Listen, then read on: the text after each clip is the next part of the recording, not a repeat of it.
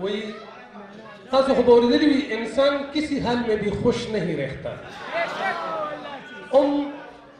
د دې خبرې سره تعلق لري د لطیفه یو سړی دوه ښځې کړي نو تاسو ته خو پته ده چې د بنو په خپل منځ کې څه حساب کتاب دا سړی ډېر زیات انصافدار دی دې که کپڑے پیزار اخلي یوې ښځې نو بلې له مور سره هغه شان ولي کم کلر ولا خوښي هغې له هماغه کلر خو په هر حال په هر څه کې دواړو له یو شان حصه کوي کم ټایم چې دا دواړه ښځې بیمارې شي نو قدرت ته ګوره چې دواړه په یو ځای په حق ورسي نو د ده د کور خو الرېډي یو ګیټ یو دروازه نو دی وایي ګلکار راولي وي دویمه دروازه جوړه کړه چې دا دواړه جنازې برغې وځي